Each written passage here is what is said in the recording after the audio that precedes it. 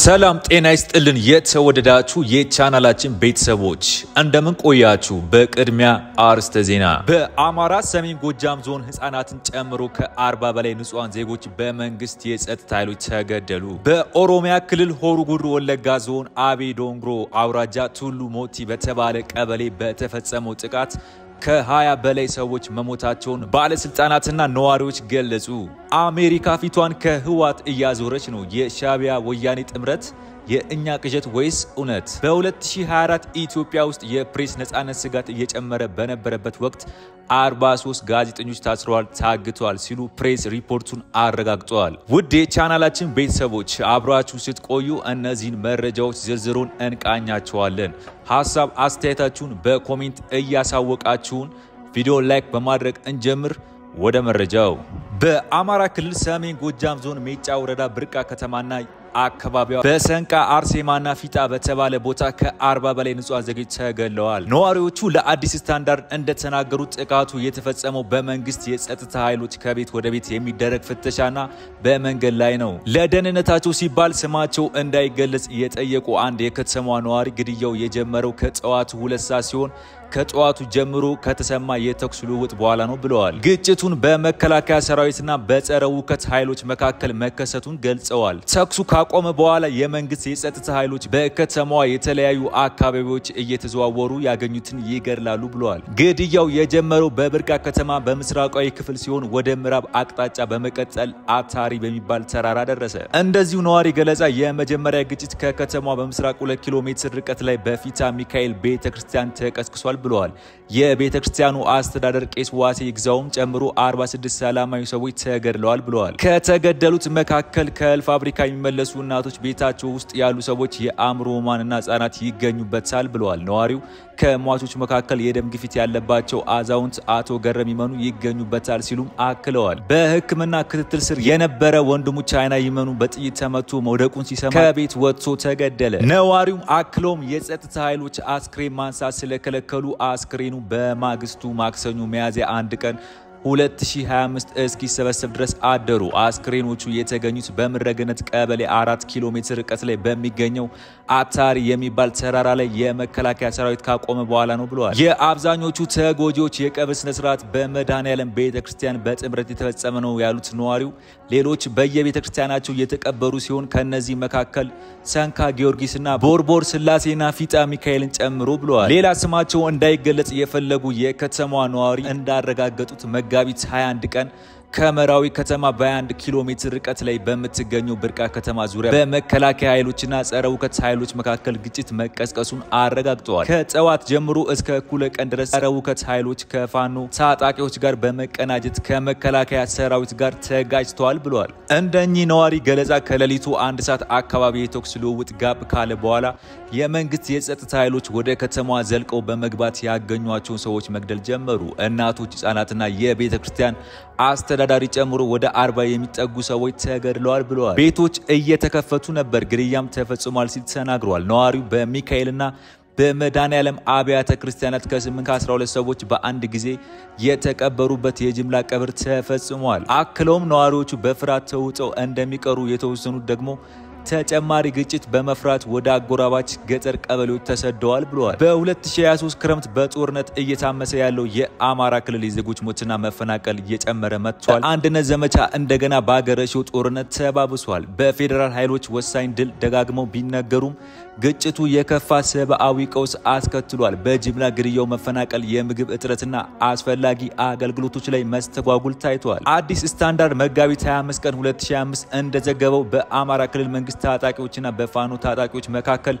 ባገረሸው ግጭት በትንሹ 12 ንጹሃን ዜጎች ተገድለዋል መጋቢት 11 ቀን የጀመረው ጦርነቱ በማዕከላዊ ጎንደር ሰሜን ጎጃምና በምዕራብ በለሳ ላይ ጉዳት ያደረሰ ሲሆን በተኩሱና የሰላማዊ ሰዎች ህይወት ማለፉና በመራዊ 4 መምህራን የቀድሞ ከንቲባ የነበሩት ተገድለዋል በመጋቢት ወር መጀመሪያ ላይ በምስራቅ ጎጃም ዞን ደብረ መድኃኒትና በምዕራብ ጎጃም ዞን ቋሪት ወረዳ በመንግስት የጸጥታ ኃይሎችና በፋኖ ታጣቂዎች መካከል በተፈጠረ ግጭት በትንሹ 8 ሰዎች መሞታቸው ነዋሪዎች ገልጸዋል የደብረ መድኃኒት ከተማ ነዋሪ ለአዲስ ስታንዳርድ እንደተናገሩት ጦርነቱ መጋቢት 30 ቀን መርጦ ለማርያም ከተማ አቅራቢያ መጀመሩንና ለ3 ቀናት የዘለቀ ነው በተመሳሳይ በየካቲት ወር በምዕራብ ጎጃም ዞን ጂማት እንኮክማ ቀበሌ በተፈጠረ ኃይለኛ ግጭት የ14 ህፃንና አንድ መነኩሴን ጨምሮ የ4 ሰዎች ህይወት አልፏል። ጥር 31 ቀን በጅጋ ከተማ አካባቢ በተከሰተው ግጭት በሜዳ ላይ በተከማቹ ሰብሎች ላይም ከፍተኛ ጉዳት ማድረሱ ነዋሪዎች ተናግረዋል። በኦሮሚያ ክልል ሆሩ ጉድሩ ወለጋ ዞን አቤ ዶንጎር አወራጃ ቱሉ ሞቲ በተባለ ቀበሌ በተፈጸመ ጥቃት ከ20 በላይ ሰዎች መሞታቸውን ባለስልጣናትና ነዋሪዎች ገልጸዋል። በመጋቢት 28 የተፈጸመው ጥቃቱ 3 ሰዎች ታፍነዋል። በጸጥታ ችግር ስማቸው እንዳይጠቀስ የፈለጉ የወረዳው ነዋሪ እንደተናገሩት በጥቃቱ ከ20 በላይ ሰዎች ህይወታቸውን ያጡ ሲሆን በርካቶች ቆስለዋል። ጥቃቶቹ ባለፈው አርብ በመምጣት ለቀበሌው የጸጥታ ጥበቃ ኃላፊነት በተሰጣቸው የአካባቢ ሚሊሻዎች ላይ ተኩስ ከፍተዋል ሲሉም ነዋሪው ተናግረዋል። ተኩሱ በተነሳ ጊዜ ሰዎች ለመሸሽ ቢሞክሩም በየቤታቸው ወይም በየአቅራቢያው ባሉ አካባቢዎች ሲሮጡ በጥይት ተመተዋል። ነዋሪውም አክለው ግጭቱ በታጣቂው ቡድን እና በመንግስት ታጣቂዎች መካከል በተፈጠረ ግጭት ባለፈ በሰላማዊ ሰዎች ላይ በቀጥታ ያነጣጠረ ነው ብለዋል። ቢያንስ 20 ሰዎች በአሰቃቂ ሁኔታ ተገድለዋል ሲል ሌሎች በርካታ ሰዎች ቆስለዋልና 3 ሰዎች ወዳልታወቀ ቦታ ተወስደዋል ብለዋል። ከተጎጂዎቹ መካከል የአንዱ ዘመድ የሆነ ሌላ ነዋሪ በበኩላቸው ጥቃቱ ከፍተኛ ድንጋጤ እንደፈጠረባቸው ተናግረዋል። ምን እንደተፈጠረ አሁንም ሙሉ በሙሉ አልገባንም ብለዋል። የቤተሰብ አባል በተተኮሰበት ጊዜ በመንገድ ላይ ብቻ ይሄድ ነበር። በጣም አሳዛኝ ነው። ይህ በከፋ ጠላት ላይ እንኳን አልመኝ። የአቤ ዶንጎር ወረዳ ምክትል አስተዳዳሪ አቶ አያና ዋቂ በጥይቱ ቢያንስ 20 ሰዎች መሞታቸውን አረጋግጠው ግጭቱ የፋኖ አክራሪ ታጣቂዎች ናቸው ብለዋል። ሆኖም ጥቃቱ በሁሉም የአማራ ተወላጆች የተፈጸመ በመሆኑ አጠቃላይ መሆን እንደሌለበት አሳስበዋል። የአማራው ማህበረሰብ አልነበረም። እነዚህ በአማራ ክልል በመጡ ፋኖ ታጣቂዎች እየተደገፉ በወንዝና በጫካ ተደብቆ ሲያጠቁ ሲገድሉና ሲዘርፉ የነበሩ የታጠቁ ግለሰቦች ናቸው። አያና በአቤ ዶንጎር በሚገኘው የአማራ ማህበረሰብ ከኦሮሞ ነዋሪዎች ጋር በሰላም አብሮ እንደኖረም ተናግሯል። ሁሉም ጥፋተኞች ናቸው ብሎ ማሰብ ስህተት ነው ብሏል። የኢትዮጵያ ብሔራዊ መከላከያ ሰራዊት በአካባቢው ሲንቀሳቀስ የታጠቀው ቡድን አብዛኛውን ጊዜ ሸሽቶ መደበቅ ቢችልም ይህ አፕ ከወጣ በኋላ የጸጥታ ጥበቃው ወደ ኦሮሚያ ልዩ ኃይልና አካባቢው ሚሊሻ ከተዘዋወረ በኋላ በድጋሚ ብቅ ብለው አካባቢውን ከበው ተኩስ ከፍተዋል ሲሉ አስረድተዋል። ባለስልጣኑም አክለው በዲስትሪክቱ ሁከት መቀጠሉን ካለፈው ሳምንት ጥቃቱ ባለፈ ተጨማሪ ግድያዎች መፈጸሙን ገልጸዋል። በክልሉ በታጠቁ ኃይሎች ላይ መንግስት ጠንካራ እርምጃ እየወሰደ እንደነበር ገልጸዋል። ነገር ግን ኢኤንዲኤፍ ከወጣ በኋላ ጥቃቱ እየጨመረ ነው። መንግስት እየወሰዳቸው በነበሩት ጠንካራ እርምጃዎች የዘረፋ ድርጊቶች፣ የቤት ማቃጠልና ግድያዎች ቀንሰዋል ብለዋል። ነገር ግን የመከላከያ ሰራዊቱ ከወጡባት ጊዜ አንስቶ የግድያዎች ቁጥር በየቀኑ እየጨመረ ነው። በወረዳው ሁከት፣ ዘረፋና ንብረት ማውደም የተለመደ እየሆነ መጥቷል ሲሉም አጽንኦት ሰጥተዋል። እዚህ ባሉ ሰዎች ላይ ያለው ተጽዕኖ በጣም ከባድ ነው በማለት ሁሉም ኃላፊነት የሚሰማቸው አካላት ጣልቃ እንዲገቡ ጥሪ አቅርበዋል። በሆሩ ጉድሩ ወለጋ ዞን ከኦሮሞ ነጻነት ሰራዊት ጋር እየተካሄደ ካለው ግጭት በተጨማሪ ከፋኖ ታጣቂዎች ጋር ግጭት ተፈጥሯል። በሰላማዊ ሰልፍ ላይ ጉዳት ደርሷል፣ ንብረት ወድሟል። በፈረንጆቹ 2004 በኢትዮጵያ ቢያንስ 43 ጋዜጠኞች ታስረዋል ወይም ታግተዋል። በዓለም አቀፍ የመገናኛ ብዙሃን ድጋፍ የጋዜጠኞች ደህንነት ግምገማ ሪፖርት የጋዜጠኞች ደህንነት እየጨመረ እየመጣ ነው ሲል ጋዜጠኞችን ከመንግስትም ሆነ ከመንግስት ካልሆኑ አካላት ማስፈራሪያ፣ እስራትና እንግላት ይደርስባቸዋል። ግምገማው ከ60 ጋዜጠኞች ጋር ባደረገው ቃለ ምልልስና በሰነድ የተመዘገቡ ጉዳዮች መሰረት በማድረግ ግጭት በተከሰተባቸው አካባቢዎች በተለይም በአማራ፣ በኦሮሚያና በቤኒሻንጉል ጉሙዝ ክልል ውስጥ ያሉ ወገኖች አደጋ ላይ መሆናቸውን አረጋግጧል። ግኝቶቹ እንደሚያሳዩት የታጠቁ ቡድኖች ጋዜጠኞችን በዘፈቀደ ያስሩ፣ መሳሪያዎቻቸውን ይወስዳሉና ወይም ለቤዛ ወይም በመገናኛ ብዙሃን ግጭቶች ዙሪያ የሚነገሩ ወሬዎች ለመቆጣጠር ሲሉ ያግቷቸዋል ሲሉ ባለስልጣናቱ ደግሞ ጋዜጠኞቹን ያሰሩት ሪፖርት የብሔራዊ ደህንነትና ብሔራዊ ጥቆማ ጋዜጠኞችን ለማስፈራራት ነው ሲል በገለጸው መሰረት ነው። አይኤምኤስ በ2014 3 ጋዜጠኞችን በግዳጅ መጥፋት ሰለባ ሲሆኑ ከነዚህም ውስጥ 2 እስካሁን ያልተገኙ ሲሆን ከነዚህ መካከል የቤኒሻንጉል ጉሙዝ ቴሌቪዥን የካሜራ ባለሙያ በ60 ኪሎ ሜትር ርቀት ላይ በሚገኝ መንደር ከባለቤቱ ጋር ወደ አሶሳ ሲመለስ በታጣቂዎች ታፈኑ ተወስዷል ብለዋል። የታጠቁ ቡድን የህዝብ አውቶቡስን አስቆመው ለይተው አውጥተው አግተውታል ሲሉ ተናግረዋል። ከ2023 ጀምሮ በመንግስት ኃይሎችና በፋኖ ታጣቂዎች መካከል ወታደራዊ ኃይል ያለው ግጭት በቀጠለበት የአማራ ክልል ጋዜጠኞችና ለእስርና ህገወጥ ኃይሎች ይረዳሉ ወይም ስለ ኢትዮጵያ ብሔራዊ መከላከያ ሰራዊት የውሸት መረጃ በማሰራጨት ላይ እንደሚገኙ አይኤምኤስ ገልጿል። ሪፖርቱም በተራዘመው የአስቸኳይ ጊዜ ጊዜ አዋጅ ወቅት በአማራ ክልል የዘፈቀደ የእስር ክሶች ጋዜጠኞቹ በመንግስትና በታጣቂዎች የታለሙ ናቸው ሲል ዘግቧል። እኔና የካሜራ ሰራተኞች በጽፈት ቤት መኪና ተጠቅመን ወደ አማራ ክልል ሄድን። በ2 ሳምንታት በታጠቁ ኃይሎች ታፍነን ታሰረን፣ ብዙ ተሰቃየን ሲል ስማቸውን ሳይገልጹ የተናገሩ ጋዜጠኞች ለአይኤምኤስ ተናግረዋል። የእኛ አጋቾች ካሜራችንና ተሽከርካሪያችን ሳንመልስ ወደ መጣንበት እንድንመለስ ነግረውናል። ሪፖርቱ በተጨማሪ ጋዜጠኞቹ ወደ መንግስት የደህንነት አገልግሎት ሰራተኞች ተወስደው ለቀናት በወታደራዊ ካምፖች ውስጥ ታስረዋል። እንደ ኢሮፒያን አቆጣጠር በ2024 መገባደጃ ላይ አይኤምኤስ በጋዜጠኞቹ ላይ ጥቃት ከፈጸሙት ወንጀለኞች መካከል አንዳቸውን በፍርድ ቤት አልተዳኙም ብለዋል። ተመሳሳይ የቀድሞ ዘገባዎችም በኢትዮጵያ የፕሬስ ነጻነት በየጊዜው እየቀነሰ መምጣቱን ዘርዝረዋል። እንደ ኢሮፒያን አቆጣጠር በ2024 ባመጣው የዓለም አቀፍ የፕሬስ ነጻነት መረጃ ጠቋሚ ኢትዮጵያውያን ከ180 ሀገራት 141ኛ ደረጃ ላይ አስቀምጧታል። ይህም እንደ ኢሮፒያን አቆጣጠር በ2023 ከነበረው ከ10 ነጥብ ዝቅ ያለ ነው። አርኤስኤፍ እንደገለጸው በጎሳ ግጭትና የእርስ በርስ ጦርነት ውድመት ከቅርብ ጊዜ ወዲህ በፕሬስ ነጻነት ላይ የተገኘው አብዛኛው ትርፍ ተቀልብሷል ሲል የአማራ ግጭት የጋዜጠኞችን ፍራቻ አድሷል ብሏል። በተመሳሳይ የጋዜጠኞችን መብት ተሟጋጅ ድርጅት ሲፒጄ ኢትዮጵያን ከሰሃራ በታች ካሉ የአፍሪካ ጋዜጠኞች እጅግ የከፋ እስር ቤት ውስጥ ያስቀመጠ ሲሆን ከኤርትራና ግብጽ በመቀጠል 3ኛ ደረጃ ላይ አስቀምጧታል። እንደ ኢሮፒያን አቆጣጠር በ2024 ባደረገው እስር ቤቶች ቆጠራ በኢትዮጵያ ውስጥ 6 ጋዜጠኞች የታሰሩ ሲሆን 5ቱ የሽብርተኝነት ክስ ቀርቦባቸዋል። ሲፒጄ እንዳመለከተው ባለስልጣናቱ ጋዜጠኞችን ለማሰር በሽብርተኝነት ወይም በአክራሪነት ግልጽ ያልሆነ ክስ ወይም ፍርድ ይጠቀማሉ።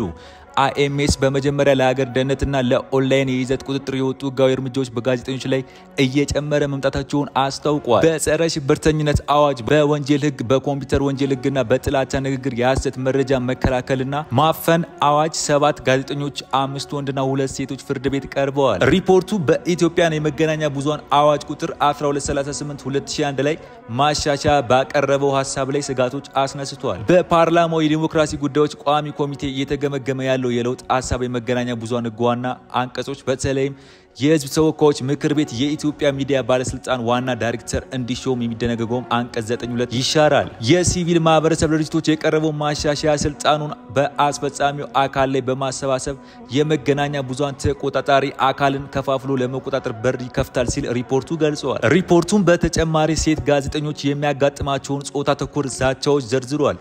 በመገናኛ ብዙሃን ጾታ መሰረት ያደረጉ ጥቃቶች በተለያዩ መንገዶች ሲፈጸሙ በኢንተርኔትና በስልክ የግድያ ዛቻ የሚደርስባቸው ሴት ጋዜጠኞች ጾታዊ ጥቃት የሚደርስባቸውን እና ገጸ ባህሪ ግድያ ይደርስባቸዋል ጨምሮ ጉዳዮች ሴቶች በእርግዝና ምክንያት ማስተዋወቂያ ተከልክለዋል እና በመስመር ላይ የትንኮሳ ዘመቻዎችም ይደርስባቸዋል። የኢኮኖሚ ትግሎች ለጋዜጠኞች የበለጠ ሁኔታን አባብሷል። ከስራ መባረር፣ የደሞዝ መዘግየትና ኦፊሴላዊ መረጃ የማግኘት ውስንነት በመላ ሀገሪቱ ላይ የሚዲያ ሰራተኞችን ይነካል። የፋይናንስ ጫናዎች ጋዜጠኞችን አምክረዋል። አይኤምኤስ በፋይናንስና በማህበራዊ ዋስትና ማጣት በግምገማው ወቅት በሙያዊና በስነ ምግባር የመስራት ችሎታው ላይ ተጽዕኖ እንዳያሳደረባቸውም ገልጸዋል። ዘገባው አክሎም በግል ሚዲያ ውስጥ ያሉ ጋዜጠኞች በመንግስት ሚዲያ ውስጥ ካሉት አቻዎቻቸው ያነሰ ደሞዛቸውን አክሎ ተናግረዋል። አይኤምኤስ የኢትዮጵያ መንግስት ጋዜጠኞች በዘፈቀደ ማሰርና ማስፈራራት እንዲያቆምና የመገናኛ ብዙሃን የባለቤትነት መዋቅር ማንም ይሁን ማን በነጻነት እንዲሰሩ ጠይቋል። የጸጥታ ኤጀንሲዎች በህገወጥ መንገድ የአካል የዲጂታልና የሞባይል ስልክን ክትትልን ከማሰማራት እንዲቆጠቡና እርምጃዎቹ የፌዴራል ህገ መንግስትና ዓለም አቀፍ የሰብአዊ መብቶች መስፈርቶችን እንዲያከብሩ ያሳስባል። ሪፖርቱ በተጨማሪ በጋዜጠኞች ላይ ለሚፈጸሙ ወንጀሎች ያለ መቅጣትን በማስጠንቀቅ በሁሉም የተጠረጠሩ ጥቃቶች ለታማ ገለልተኛና ምርመራ እንዲደረግ እና ወንጀሎች ፍትህ እንዲያመጣ ጥሪ አቅርቧል። የህዝብ ተወካዮች ምክር ቤት በመገናኛ ብዙሃን አዋጅ ቁጥር 1238/2001 ላይ የወጡ ማሻሻያዎችን ያለ ተገቢ የህዝብ ምክክር ከማጽደቅ እንዲቆጠቡና የሚደረጉ ክለሳዎችም ዓለም አቀፍ የሚዲያ ነጻነት የሚመለከቱ መስፈርቶችን እንዲያሟሉ ያሳስባል። አይኤምኤስ በተጨማሪም ብሔራዊ ውይይትና የሽግግር የፍትህ ሂደቶች የተጣሱ ጋዜጠኞችን ካሳ እንዲያጤኑ ጠይቋል። በአማራና በኦሮሚያ ላይ ያሉ ተፋላሚ ቡድኖች ጋዜጠኞችን ማፈንና ማስፈራራት ማቆምና በግጭት ዞኖች ውስጥ ያሉ የሚዲያ ደህንነቶችን የሚመለከት ዓለም አቀፍ መመሪያዎችን መከተል አለባቸው ይላል ዘገባው። የህወሓት ነገር አልጋ ሲሉት አፈር ሆነ መፍትሄ ያጣ ጉዳይ መሆኑን ቀጥሏል። የድርጅቱ መሪዎች ከድጡ ወደ ማጡ ይሉት ነገር እየሄዱ እንኳን ድንግጥም አይሉ። እውነት ነው እድለ ቢሶች ናቸው። አሁን ደግሞ እንኳን እድል አሜሪካን ፊቷን አዙራባቸዋለች። አሜሪካ በጉዳዩ ላይ መግለጫ ማውጣቷ ይፋ ያደረገው ዘ ኢኮኖሚስት በኢትዮጵያ ያለው ውጥረት እየጨመረ ባለበት ወቅት አሜሪካ በትግራይ መሪዎች ላይ ማዕቀብ እንደምትጥል አስባለች። ዩናይትድ ስቴትስ በትግራይ ገዢ ፓርቲ የጸጥታ ኃይሎች ላይ ማዕቀብ ስለመጣል እያሰበች መሆኑን የጠቆመው ይህ መረጃ ምክንያቱ በክልሉ ውስጥ ሊፈጠሩ የሚችለውን አለመረጋጋት ስጋት ውስጥ ያስገባ ነው። አንዳንዶች ወገኖች የወያኔ ሻዕቢያ ግንኙነት እውነት ነው የሚል መከራከሪያ እያቀረቡ ወደ ሰሜን ሸዋ ስትገሰግስ የነበረችው ህወሓት ከኦነግ ጋር ህብረት ይፈጥር ያለችውን ላስታውስ ዛሬ ስትራቴጂክ አጋር ብለው ሻዕቢያ ዘንድ መቆራኘቱን እንግዳ አይሆንም። ያም ሆኑ የህወሓት ሰዎች ቀደም ሲል ይኖራቸው የነበረውን ዓለም አቀፋዊ ቅቡልነትና የምዕራባዊውን ወዳጅነት እየከሰመ መጥቷል።